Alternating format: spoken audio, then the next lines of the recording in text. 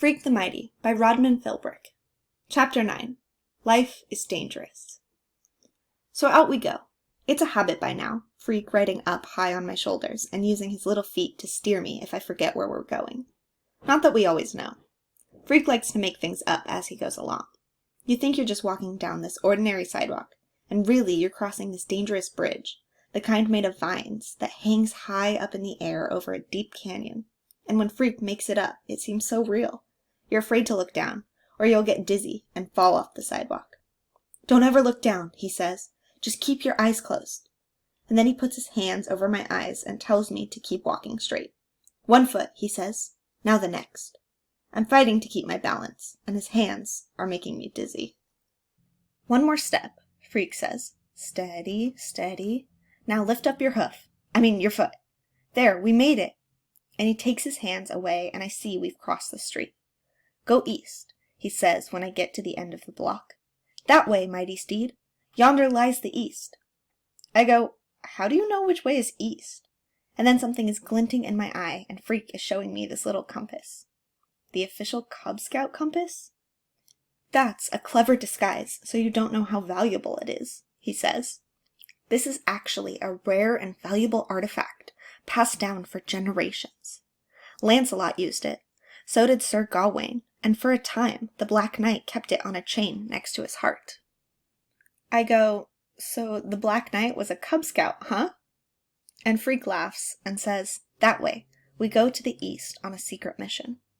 We walk for miles, way beyond the pond and the playground and the school, and for a while we're going through this really ritzy neighborhood of big white houses and blue swimming pools. Freak keeps saying stuff like, "That's the Castle of Avarice," and "Yonder lies the bloated moat."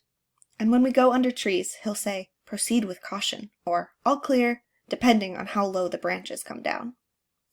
"We must be east," I say. "Have we got to yonder yet?"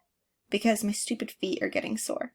But Freak pats me on the head and says, "Yonder always lies over the next horizon. You could look it up if you don't believe me." Oh, I believe you. On and on, block after block, through all these neighborhoods that Freak says are really secret kingdoms. I'll bet we've gone 10 miles at least, because my legs think it's 100, and even as light as Freak is, he's starting to feel heavy. "We're almost there," he says. "Turn at the end of the block." Where is it we're going? "You'll see," he says, "and you will be amazed." Ahead, there's this busy intersection, cars whizzing by, and it all seems sort of familiar. "Can we stop for a Coke?" I say. "Grim gave me $1, big deal, but we can split it." Freak goes, "Then that shall be your reward, faithful steed. Tinted sucrose and bubbles of air. Onward, onward to the fortress." It turns out the fortress looks like part of a hospital, which it is. The regular hospital is around the front, and there's this new building added on out back. Medical research, it says over the door, and I know because I made Freak spell it out. Does that mean they do experiments and stuff? Freak says, "Indeed they do." "What kind of experiments?" I ask. "Can you keep a secret?" he says. "Do you swear on your honor?" "Sure, on my honor." Freak is really excited. He's shifting around on my shoulders so much I'm afraid he'll fall off. "That's not good enough," he says. "You need to swear by your blood." "You mean like cut myself?" "Well, no," he says, and you can tell he's thinking about it real hard. "An actual incision is not necessary. It's the same thing if you just spit on your hand." "Huh?" "Saliva is like blood without the red," he says. "Do as I say. Spit in your hand." So I spit in my hand, just a little drop, but Freak says it doesn't matter how much. A single molecule would work, because it's the principle of the thing. "Now put your hand over your heart," he says. I put my hand over my heart. "Now swear on your heart that the data you are about to receive will be divulged to no one." I swear. Freak bends down and he's got his hand cupped around my ear, and he's whispering. "Inside the research building is a secret laboratory called the Experimental Bionics Unit. The unit's mission is to develop a new form of bionic robot for human modification." "What's that?" I say. "Shh! Speak of this to no one, but at some future time as yet undetermined, I will enter that lab and become the first bionically improved human." "I still don't know what that means," I say. "Bionics. And please don't make me look it up in the dictionary. Bionics, Freak says. That's the science of designing replacement parts for the human body. You mean like mechanical arms and legs? That's ancient history, Freak says.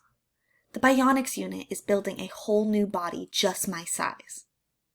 Yeah? What'll it look like? A robot? A human robot, Freak says.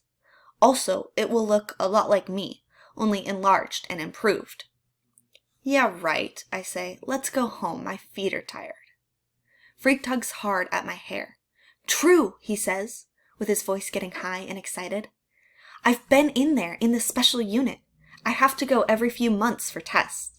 They've taken my measurements, analyzed my blood and metabolic rates. They've monitored my cardiac rhythms and my respiratory functions.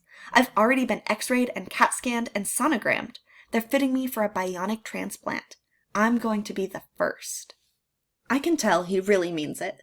This isn't a pretend quest, or making houses into castles, or swimming pools into moats. This is why we came here, so Freak could show me where he's been. The place is important to him.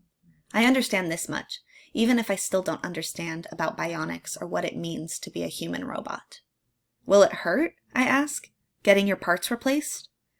Freak doesn't answer for a while, and then he says in his stern, smart voice, Sure, it will hurt, but so what?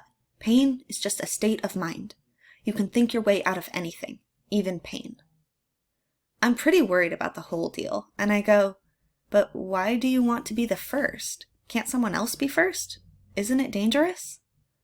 Life is dangerous, Freak says, and you can tell he's thought a lot about this. After a while, he kicks me with his little feet and says, Home.